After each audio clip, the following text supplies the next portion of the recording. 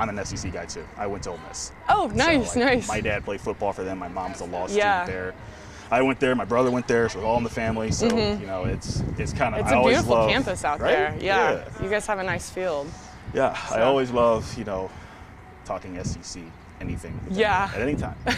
So I know this experience has got to be an interesting one for you. I mean, how's it been so far? It's been incredible, honestly. Besides the 2 tornado warnings, but I'm kind of used to that in Texas. So, but other than that, it's been just amazing. The atmosphere so far, all the girls we've trained with, I feel like we've clicked really well in just the past few days. The city itself is just so vibrant, and I just went out to a park and hung out with everybody, and I was like, this is so nice and relaxing, and it's just really refreshing to come into a new space, a new city, and just kind of be so welcomed, and even going to the United games, like, it's just been so much fun. So I've had a great time. When you're coming in here, you got all these people like, I know who you are, and I look up to you. Yeah. And, like, men, women, pros, everyone. It's kind of cool in a way. Yeah, for sure. Of course, how do you take time for yourself? Yeah, well, I would say that I feel like I have a bit of a responsibility, just kind of the person that I am and the person I want to represent, and the people I want to represent, like, women in sports, and I want to do good, especially in the public eye, and just in my personal life. I want to succeed, and so I have that time and that space where I'm out here training, working hard, stuff like that. And then I think definitely I've learned to take time and say, you know what, I just need to go for a walk today, or just go hang out with my friends, and not worry about the media or social media or NIL or any of that stuff. Life's a balance, and I've definitely learned through all these things where my priorities kind of fall, and just making sure that I'm in a good headspace and feeling good, so that when I do have to step out in a public space, it's I'm good and can represent well. Yeah. So how are you doing? Good. Just generally. You good? Okay. Yeah, I'm doing great. I think I struggled kind of a few months back. I kind of got a little overwhelmed, and I needed to hit the brakes a little bit and just hit pause, and kind of once I regrouped and I started talking to a therapist, started checking in with my family a little more, I've just been feeling amazing ever since, and it's been great stepping back out on the soccer field and just loving it again, loving soccer, and the fact that I can play on this stage, and everybody says, like, oh, the football stuff, that was amazing, but soccer's my sport, and it's what I've played my whole life. So being able to go out to a sold-out crowd it's just my favorite thing. Like, that kind of trumps the football stuff in my eyes, just because this is what I've worked my whole life for. Yeah, I don't know if you ever saw yourself becoming that type of figure. I kind of joked to, like, coaches when I was younger. I was like, I'm going to be on TV someday. Like, I'm going to play soccer on TV someday. And I remember seeing, like, some athletes up on a wall in a place I used to train at, and, like, Alex Morgan was up there, and I was like, I'm going to be up there.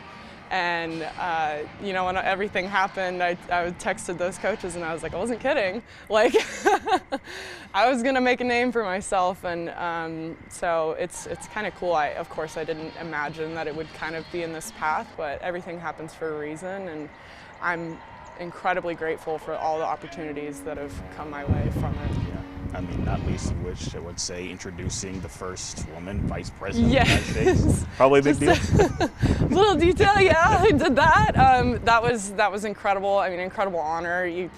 It's just, that's just what else? Like, that's just incredible to go and have them even consider me to announce the first woman vice president was just kind of speechless here, obviously. Yeah, I mean, it kind of shows, like, the scale, like, the impact it's kind of made, and the waves that women have made, just especially in the past few years.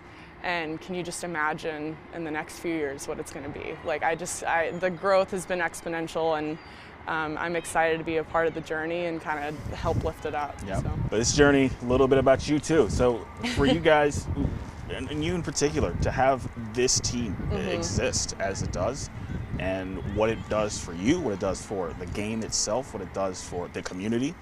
What do you think about with those things? It definitely gives all of us here an opportunity for, you know, growth in our game. It gives us kind of exposure to what the professional level looks like. And I know for me, it's giving me kind of an insight into that, and like, is this something that I kind of want to pursue? And I know a lot of girls on the team, that's what they want to do, that they're done with school and they're done with college soccer, and this is their outlet. And the fact that the way this has been built up and set up for us, it's better than a lot of the NWSL teams, I think speaks volumes. And I'm so proud to be on this first team, and kind of, I feel like, you know, we've had the best of everything. I mean, it's incredible. It's, you know, an all-female staff, which is, you know, quite unique in the sports world, and it's just been incredible to have that and kind of feel that comfort, and that we're all on the same page and just uplifting women's sports. And the fact that this team is community owned, and like almost the entire nation has been involved in it in some way or another, is speaks volumes to how the game is going to grow. And it's amazing to kind of be the first in it. Because I'm going to talk to my grandkids one of these days and be like, when I was your age, we didn't have all this and whatnot, but it was pretty great. And, ooh, that's exciting. I keep thinking about that when we're scrimmaging. I keep looking around and I'm like, wow, like, so many people are excited to come see us play and want to make a kind of a difference in this community and change the narrative for women's sports and really put it on the forefront here in Minnesota. So it's so cool. Yeah, even on our side of things, I think the thing that I find the coolest is our in-house effort is driven by my executive producer, who's a woman, one of our digital content producers, who is also a woman. My boss is also a woman. Yeah. And I'm like, you point and say do it, and I'll do it. I don't care. You guys know what you're doing with this, and I'm good with it. I grew up in a household, like my mom and my dad, you know, they're very much, you know, on that page, you know. No, but I even think like it's the men, like in your space, like you're coming into this and you're supporting us as well. I mean, I think of my mom obviously is a huge role model in my life, but my dad as well. And I'd say my boyfriend, I mean, he was there and supported me through all the football stuff. People didn't know that. I mean, he was behind the scenes helping me through everything and kind of helping run through plays with me. I was new to it. He played it in high school and I didn't. So, you know, all that, I think everybody matters. It's a joint effort into making sure that we get up there and, you know, we have a space in this world. So, what made you love soccer again? You know, it was taking a step back. It was taking a second to myself and kind of getting my priorities in line, I think. And honestly, I'm not gonna lie, it's coming out and hanging out with all these guys, and they just love it. And there's not like necessarily an obligation to be out here. It's, you know, I have to be out here for my scholarship and all this stuff. It's, you know, we want to be out here and we want to get better and have fun. And having an amazing goalkeeper coach, Cass, has been incredible. I miss that. I miss having a keeper coach on the daily and feeling like every day I can improve in some way. Even if that's just, okay, I messed up on this, I know better next time, you know, and I think that's just been a great space to step into, and it's been good for me. I can definitely feel a difference in just my performance and my behavior and just my happiness in general. So. And you'll take all this back with you to North Texas. Yes, exactly. Yeah, that's good. You touched on it already with mental health, and I think that we are starting to recognize its importance. You know, we understand how athletes, student athletes in particular, are affected just generally. How does the support get to a place where it's actually helpful? You know, there's some responsibility on the athlete to kind of say, like, I need help. And I know that can be tough to acknowledge because I've talked a lot about like this mental toughness idea. And, you know, you can be mentally tough when you're going through a drill or doing sprints or whatever, but like if you have a sprained ankle, I talked to Victoria Garrick last night, and she's like, if you have a sprained ankle, like you don't push through that, right? It's just the same thing if you are depressed.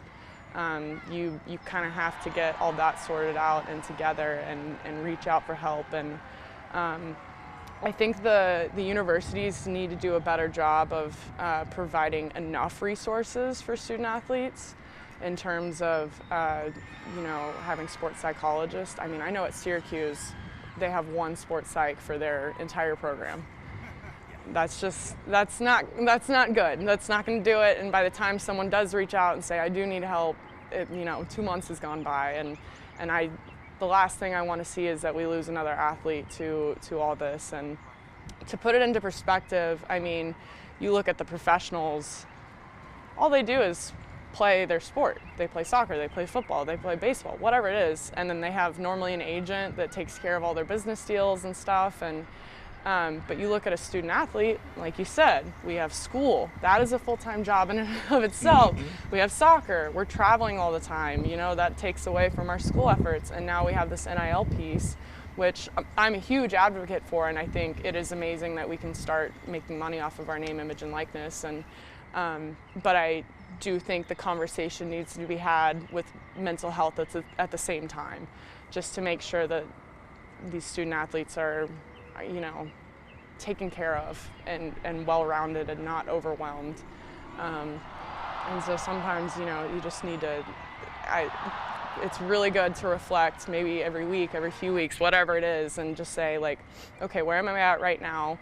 Am I pushing through because I want to get better, or am I pushing through in a kind of suffering kind of way? Like I'm barely hanging on. Am I pushing through just because a scholarship's involved? And sometimes that's not worth it. Sometimes it just depends on who you are, what you're playing. Like maybe you need to go down to the D2 level, or you need to just take a break, go play go play indoor or whatever. Like these are options, and I know it's so tough to kind of take a pause and take a second, because it goes against our nature as student athletes. But you are like wonderful to this world, and I hate seeing athletes feel like their only option is suicide or anything like that, because they impact the world, and I don't want athletes to feel like that's their only option. You're better off just taking a pause and reevaluating and figuring out what's best, because the world's better off with you in it. that is very true. So I think from the outside looking in parts, from people who aren't really versed in the world that you're in, you become more of an idea than a person to mm-hmm. a lot of people, and it impacts the way that they may interact with you, or they may, that's like even me, I'm more of a face on a television. Yeah. And you're not thinking too much about like the person behind mm-hmm. that, which is something I'm very much focused on whenever I'm talking to somebody. Like, yeah, I know who Sarah Full the idea is, but I don't know who she is. Who's the person? Yeah. So that I find to be the more relevant thing. And I'll say, I was even at fault for some things, like when the whole thing with Simone Biles came up. I was like, oh, she should have just kind of pushed through. And then the more I listened to it and the more I heard her talk about it, I was like, no, that was the best decision she made. And it's shame on me for kind of not acknowledging that, but I'm kind of glad I had that, hypocrisy in myself that I was like, you know what? Yeah, we're all going through something, and we all need to kind of figure it out in our own ways. And I think she did what was best for her. And the fact that it was so public was incredible. I mean, I did mine in a very private way. I didn't come out about anything or say anything about it, so I was a little bit fortunate about that. But the fact that she did, I mean, it was a great lesson for me. And I think a lot of athletes to kind of acknowledge that our mental health really does matter in all of that. So what do you want people to know about Sarah the person? Sarah the person. Goodness. I'm kind of dorky. I like rock music. Really into rock music. My dad and I go to concerts all the time. I'm saving up for a Bronco. That is my dream car. I love my dog. His name's Whiskey. He's super cute. And yeah, I love having a good time. And I also think it's funny. People are like, "Do you have a favorite like soccer team?" And I'm like, no. I mean, it's like when you do your job, I'm like, what if you're like talking to an accountant? I'm like, do you like doing accounting for fun? Like, it's kind of like that, you know? Like, sometimes you need a break from what you do every day. Don't get me wrong, love going and watching soccer and stuff, yes. But I get that question a lot, and I'm like, I love all soccer. So. Favorite sport that isn't soccer? Football. Football? Yeah, I've always loved watching football, growing up, you know, with football and stuff. You know, aside from playing football, I think that was an amazing experience. Yeah. It's actually kind of boring to be a kicker. When you're a soccer player, it's like practices are go, go, go, and then you go to a football practice and you're like, well, I can't wear my leg out and I just have to sit there the rest of the time. So it's a little bit of a different, like an adjustment. Don't get me wrong, they work so hard and that is such a tough job. But yeah, that was an adjustment for me. I was like, I'm gonna go do sprints. I don't know what else to do right now. So. You have a favorite athlete? Oh, favorite athlete. Shoot, right now it's Alex Morgan. Mm-hmm. She's killing it. Mm-hmm. And yeah, I thought it was funny that LA was like, yeah, we're a new team, we're getting our stuff together. And I'm like, yeah, but look at San Diego. Like, they're doing just fine and they're a new team. So yeah, she's crushing it right now. Yeah. Most inspirational sports moment? Inspirational sports moment. I don't know. I'm gonna say like the whole like NCAA March Madness, kind of like fighting back against that. The women who like spoke up about all those inequalities. I know it was a little negative, but like look where it led to this year and the change that it's made, and so that was inspiring to me. And I was like, yeah, let's go. I was like Sedona, like retweeting all her stuff, and so yeah, I think that was really inspiring to me that they felt that they could speak up about that stuff. Minnesota is used to sports heartbreaks. You have a heartbreaking sports moment that sticks with you. Oh yeah, our last our last game in the tournament. This is my own. We had an own goal in the last 2 minutes before PKs. It was like no, and that ended our season. And yeah, that was heartbreaking for me. But you know, there's always another game, right? Indeed. Rock music. Favorite artist? Shinedown. Shinedown. Yes. All right. Favorite song? Okay, so this is not Shinedown, but it's Magic by the Blue Stones. Okay. Yeah, they're favorite really good. concert you've been to? Ooh, I'd say Foo Fighters. Yeah. Rest in peace, Taylor. Yeah, that was a great show. We saw them out in Nashville. That was awesome. Got a pregame song you go to? It's probably Arrows by Foo Fighters. I really like that one. If you listen to the lyrics, you're like, I feel like a warrior. Okay.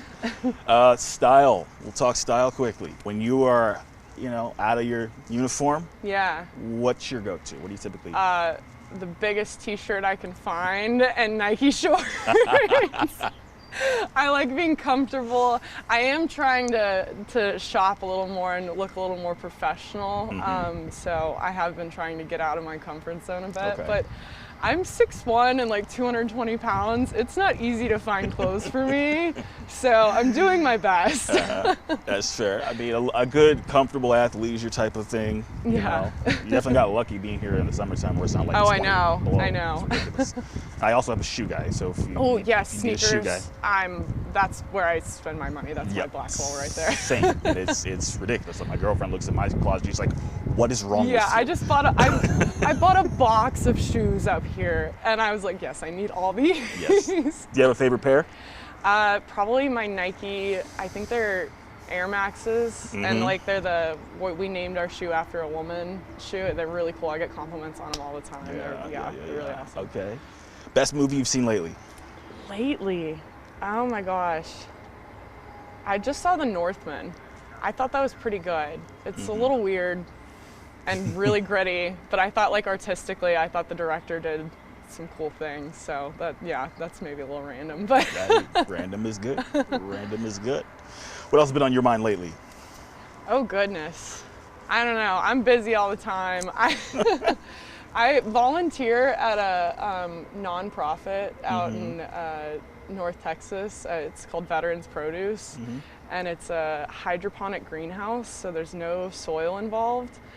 And I just did it because I needed something else to do, just not soccer related, not athletics, not anything. And I started helping them out, and now I really have a passion for hydroponic gardening. So I know that's so weird, but it's really cool. And you know, I think it really makes an impact on the environment, and I mean, we're able to feed people, so Yeah. I think it's pretty fun. Yeah. I'm around lettuce all the time.